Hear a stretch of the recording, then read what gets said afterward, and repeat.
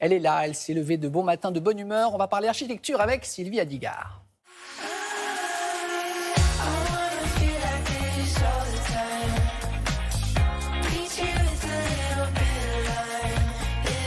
Bonjour Sylvie. Bonjour.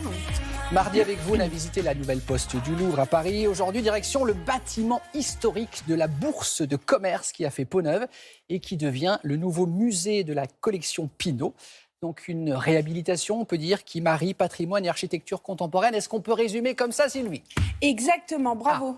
Je suis content, j'ai bien préparé. C'est exactement comme l'architecture sait si bien le faire aujourd'hui. J'en parlais justement mardi, vous le disiez. Alors, François Pinault souhaitait un musée parisien pour sa collection. Et plutôt que finalement d'en construire un neuf, un sorti de terre, eh bien, il est allé chercher un bâtiment existant. Donc, la Bourse du commerce qui date du XVIIIe siècle. Une sorte de rotonde en plein cœur de Paris. Et il a demandé à qui? À son compère de beaucoup d'aventures, Tadao Ando, l'architecte japonais Tadao Ando, que j'ai eu la chance de rencontrer à Osaka, dans son studio. Enfin, pas là pour ce reportage, mais il y a un moment. Et en fait, j'adore son travail déjà. Il travaille le béton d'une certaine façon. Et ça se passe comme ça avec Monsieur Pinault. C'est-à-dire qu'il donne un cahier des charges, mais après, c'est libre. Et un architecte comme Tadao Ando, eh bien, il a laissé aller son imagination. C'est juste à tomber un petit par peu terre. Sous le dôme des Invalides. Ah ouais, non mais regardez, hein. je suis fan, je peux même pas, c'est presque très émouvant pour moi de vous montrer ce reportage. Regardez. Allez.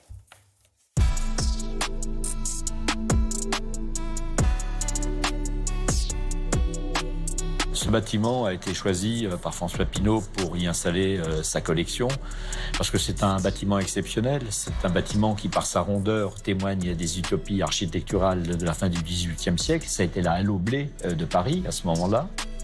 Ce bâtiment témoigne aussi des grandes inventions de l'ingénierie et de l'architecture du début du XIXe siècle. La coupole métallique est la première coupole métallique réalisée en France.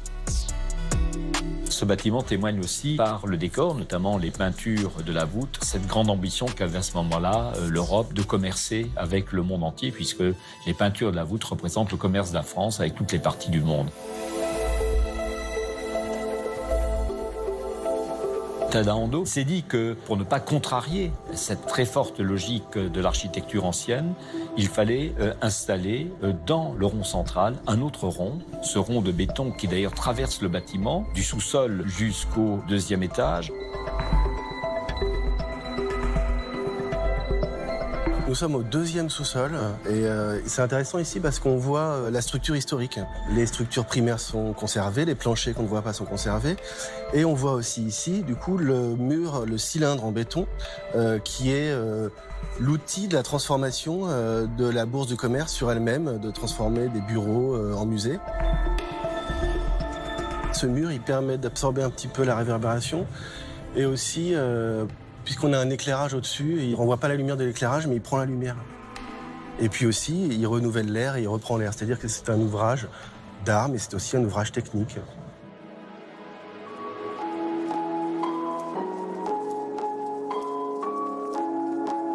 Nous sommes ici au deuxième étage de la Bourse de commerce, donc qui est un peu l'étage noble, on va dire, qui est aujourd'hui complètement dédié aux expositions. C'est-à-dire que c'est un endroit assez neutre, mais qui est extrêmement technique, même si tout est caché, il ne se voit pas, il est connecté, il y a des accroches, des lumières, etc. Mais qui est toujours en rapport, pour le coup, avec la bourse, donc avec ses vues sur la rotonde, sur la fresque, mais aussi sur l'extérieur. L'architecture est l'art le plus partagé par tout le monde, parce qu'après tout, l'architecture, elle peuple nos villes, elle peuple nos paysages, et donc elle est une invitation faite à tout le monde, et même à ceux qui ne vont pas dans les musées, qui ne vont pas dans les galeries d'art, ou qui ne possèdent pas d'œuvres d'art, finalement, de regarder le monde à travers le prisme de la qualité formelle.